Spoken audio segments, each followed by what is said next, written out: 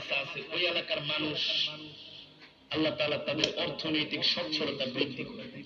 দেখেন আপনি, আমি বলছি আপনি মিলান আপনাদের মাদ্রাসার আশেপাশে যারা বাড়ি ঘরে যারা আছেন, আলহামদুলিল্লাহ অতটা অসুবিধা নাই, আল্লাহ ভালোই রেখেছে। কথা বল।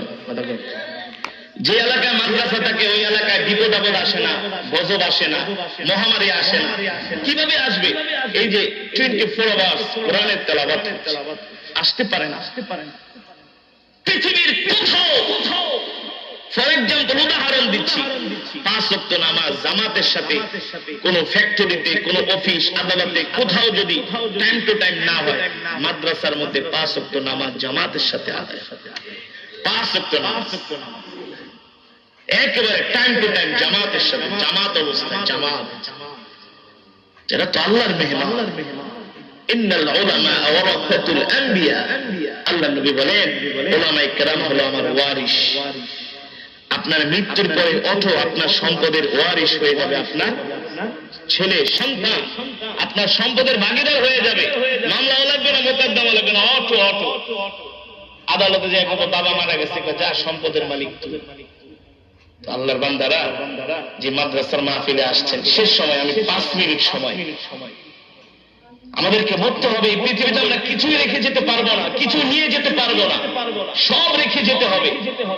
যা দান করবেন এই মাদ্রাসায়, আল্লাহ নবীর ঘরে, এটাই আপনার সাথে যাবে।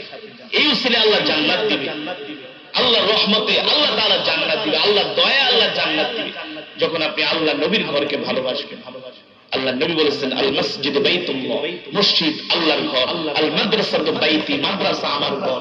যারা মাদ্রাসা বানাবে, মাদ্রাসাকে ভালোবাসবে, মাদ্রাসায় সহযোগিতা করবে, আমি নবী তাদেরকে সুপারিশ করে জান্নাতে নিয়ে যাব।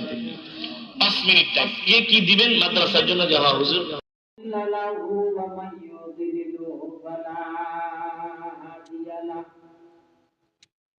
أشهد أن لا إله إلا الله وحده لا شريك له ونشهد أن سيدنا وسندنا وحبيبنا وطبيب روحنا وطبيب ومرشدنا وطبيب ومولانا محمدا عبد الله ورسوله